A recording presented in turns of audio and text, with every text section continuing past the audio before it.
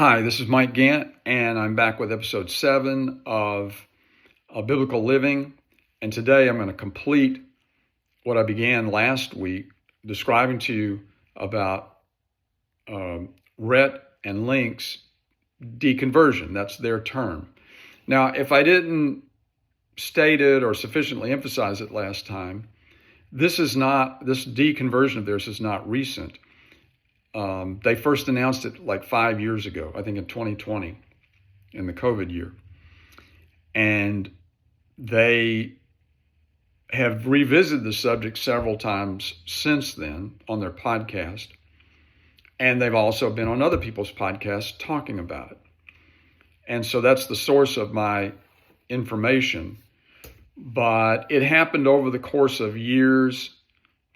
I don't know how they describe it, but it sounded like a 10 to 15 year journey that they had been on to transition from being hardcore, what they called professional Christians working for Campus Crusade for Christ, evangelical Christians, all that, to where they are now, which they describe themselves as secular humanists or interested in human flourishing.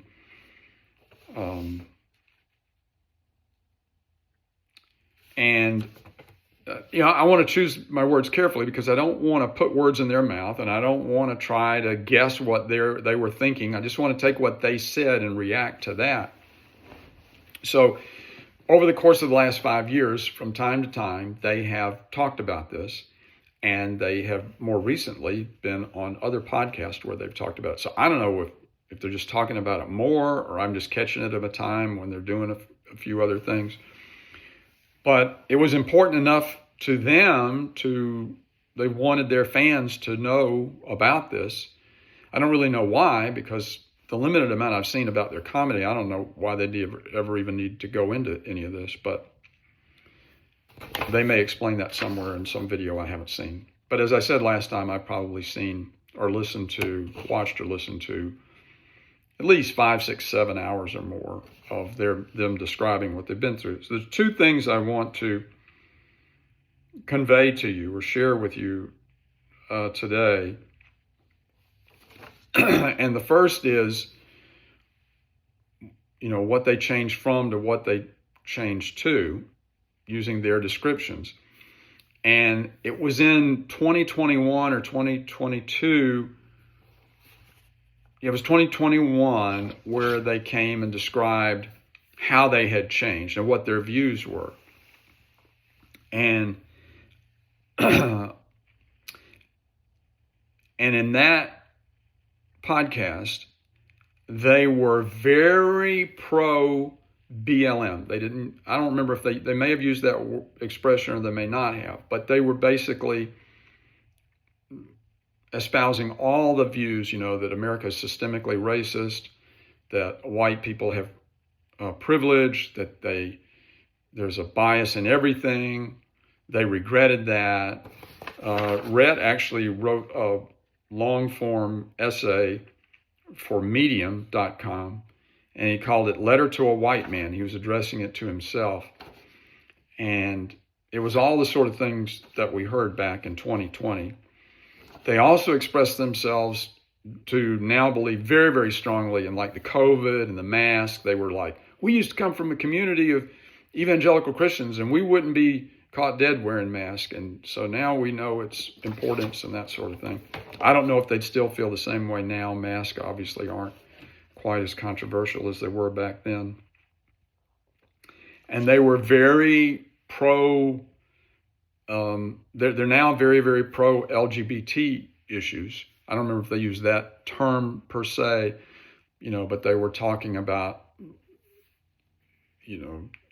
things like homosexual, Obergefell versus Hodges, that sort of thing.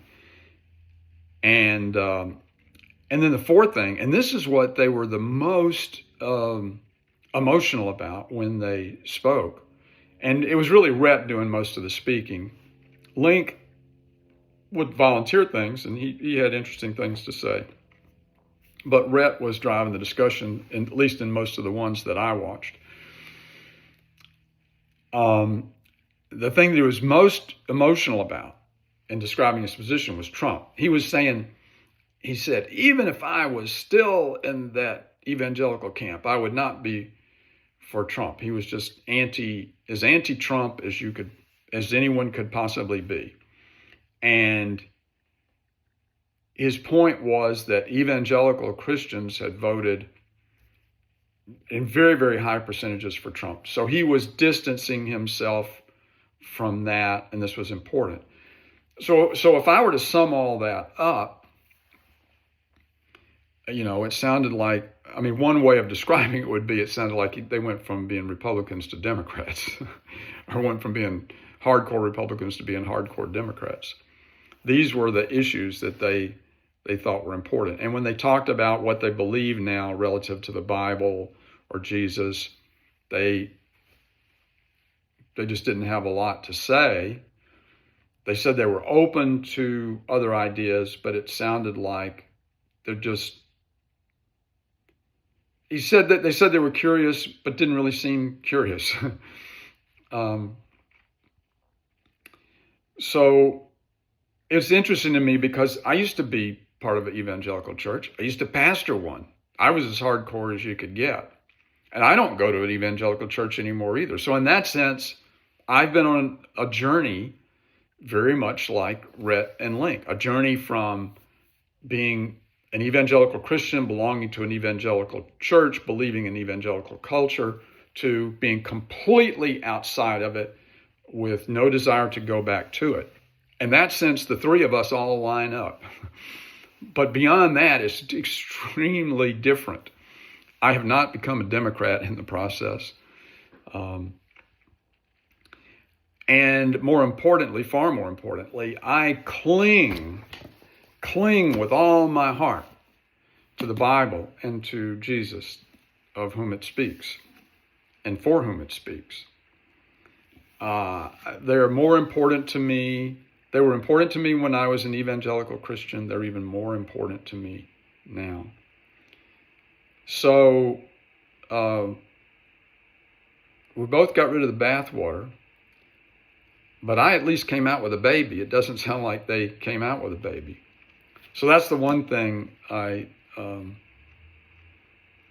noticed. I was going to make this the last episode, but I used up too much time to describe that one. Hope it wasn't too much time. Hope you didn't feel that way. And next week I'll talk about, next week on this episode, or the next episode, I'll talk about how they got from, what changed them, because Rhett describes it, and he describes it, and Rhett agrees, and Link agrees that Rhett was the leader. Rhett had the experience first, and then Link sort of followed along. How he came to letting go of Jesus and the Bible, as well as the evangelical church.